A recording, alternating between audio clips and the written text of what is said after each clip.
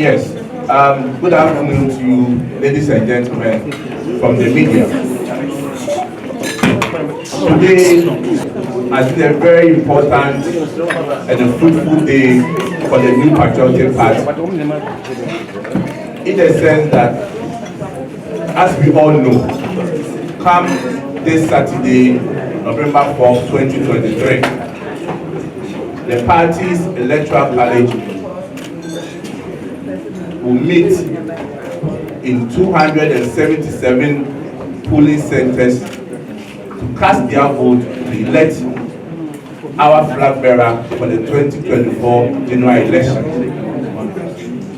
And as part of the process to ensure that we rally the rank and file of the party together, and also to bring all the aspirants together, there was a meeting earlier on today, which was organized by our party's National Council of Elders. At the meeting, we had the President of our Republic, His Excellency Nana Dankwa Akufo-Addo. We also had the former President, John Adekun, joining us by Zoom. We had members of the Council, National Council of Elders, led by the Chairman of the National Council of Elders. The National Party was led by our able National Chairman, Mr. Stephen Ayesu in team. We also had members of the Presidential Elections Committee, led by our revered Right Honorable former Speaker, Professor Michael Pay, and the aspirants and their agents.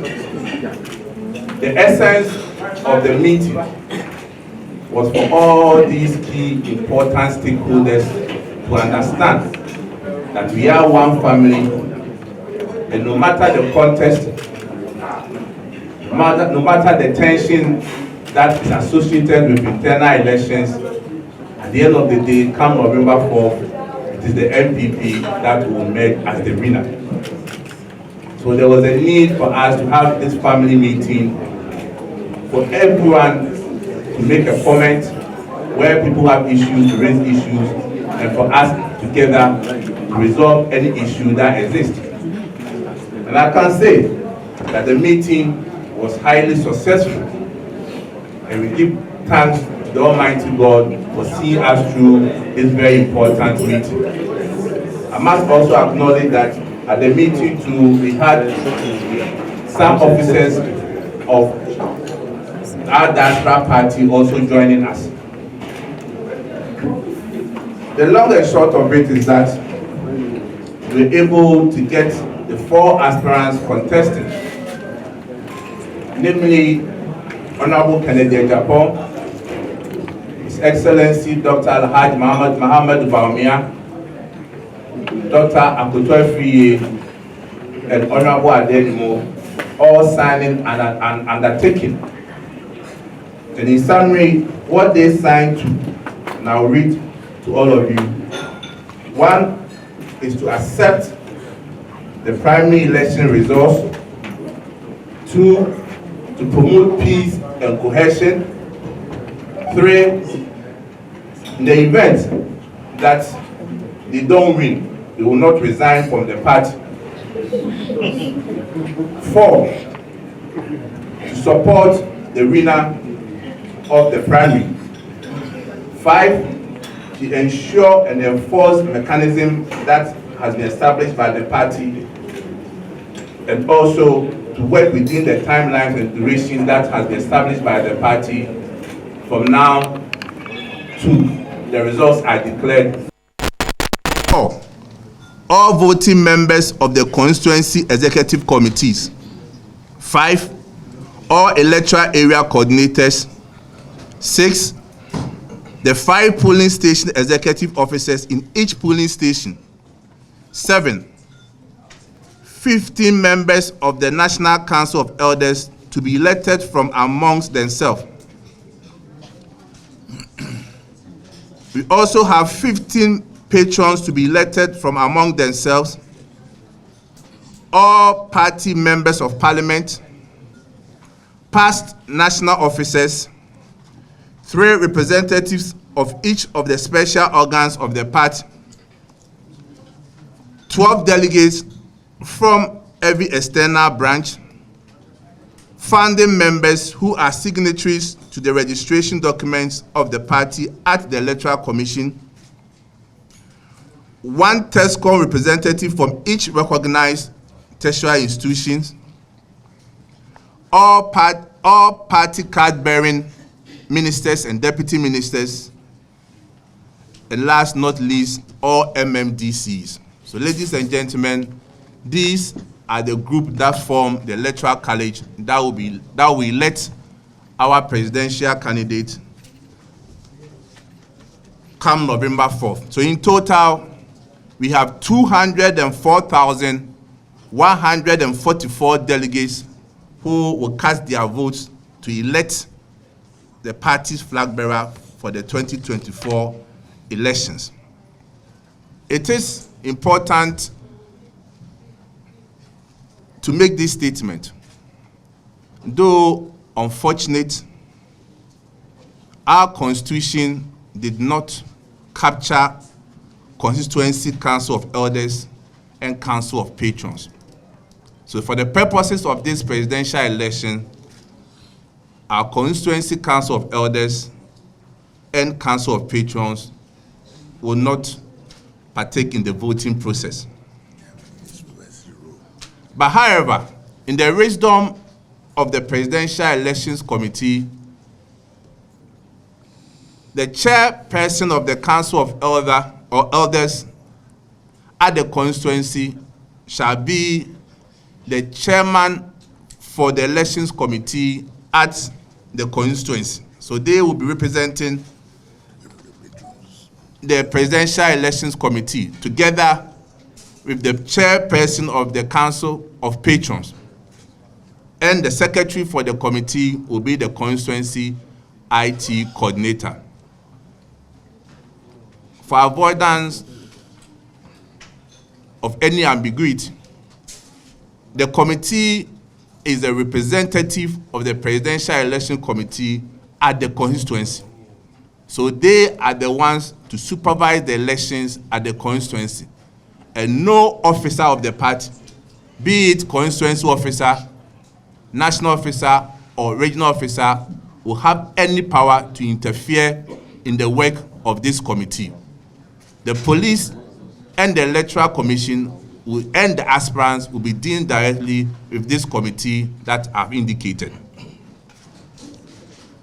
Furthermore, there is also an issue about party members who have been suspended, whether they can vote or they cannot vote. Again, our constitution is very clear. Mr. Chairman, with your indulgence, I'll read what the constitution states. In Article 3(7) of our party constitution, it states, a member may be suspended from membership of the party or holding any office in the party pending an inquiry into his or her conduct by a disciplinary committee. Per our party constitution, what this presupposes is that a person can be suspended before appearing before a disciplinary committee or when a disciplinary committee would have been initiated. But as a rule, and in line with the rule of law, there is what we refer to as presumption of innocence until a matter is determined. So whereby a person has been suspended under this provision and has not gone through disciplinary committee, and the disciplinary committee has not come out with their verdict and recommended their verdict to the constituency executive, such person will vote. Please, let's take note of it. Where a person has been suspended prior to appearing before the disciplinary committee or is before the disciplinary committee, but the matter has not come to finality, such person will vote. However, where the person has gone through disciplinary committee and the disciplinary committee has come out with its recommendations and has submitted same to the constituency executive committee, and sanctions or suspension applied to the person shall not be entitled to vote. But however, also, under conditional amnesty, the constituency executive can look at the merit of their case and pardon such people to vote. Mr. Chairman, in terms of the voting process, the Presidential Elections Committee clearly have indicated how the voting will take place.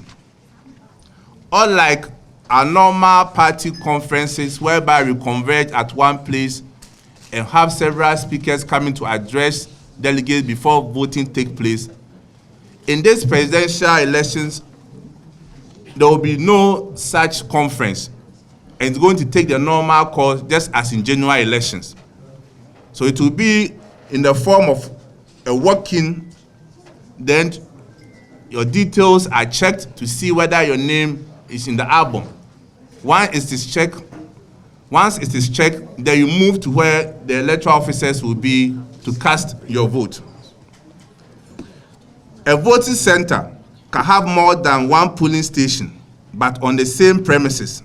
And depending on the number of delegates, the Electoral Commission may decide to create another center. That is whereby the number of delegates exceeds 1,000.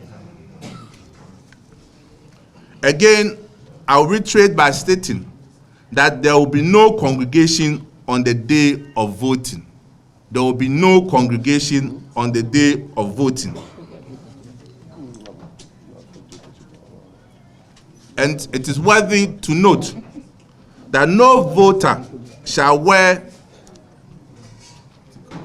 the color of a contestant at the voting, that is T-shirt, branded in an aspirant picture, whether cap or posters of the aspirant. So no one can walk in to the voting center with a branded T-shirt of any of the aspirants. Again, delegates shall not be allowed to enter the voting screen or booth in groups or in pairs. And voting shall also not take place indoors, but in an open place in the full glare of the public. A delegate who has already cast his or her vote shall not be readmitted into the voting perimeter. Any person found directing a delegate on which contestant to vote commits an offense and shall be removed by the police. All voters shall leave the demarcated voting perimeters immediately after voting. It is the duty of the Electoral Commission and the police to ensure that all delegates adhere to the rules as has been stated, and no one will be allowed to take pictures of their vote. Anyone who attempts to do that will be arrested by the police, and the vote or the ballot paper will be confiscated from the person. Mr. Chairman, another issue that we want to also clarify has to do with payment of dues. Not long ago, there was that directive that to be a member of good standing and to vote, you must have paid your dues. But for the purposes of this presidential election, no one will be required to pay the dues before he or she casts his vote. Mr. Chairman, the number of proxy voters that we have is 563 proxy voters that are expected to vote on behalf of delegates who, for one or two reasons, cannot be present. Again, Mr. Chairman, with respect to regional officers, as we all know, the elections will be conducted in 277 polling centers. For regional officers, they will vote in a constituency in the region. For Ashanti region, the regional officers will vote at Inshiayeso. In Ahafo, the regional officers will vote at Esutufi South. For Bono region, the regional officers will vote at Sunyani West. For Buni East, regional officers will vote at Nkranza South. For Central region, they will vote at Cape Coast South. For Eastern region, they will vote at New Jabin South. Accra, they will vote at Korle Klote. Northeast, they will vote at Narigu Gambaga constituency. For Northern region, they will vote at Tamale North. Oti, they will vote at Karachi East. Volta region, they will vote at Ho West. For Savannah, they will vote at Salaga South.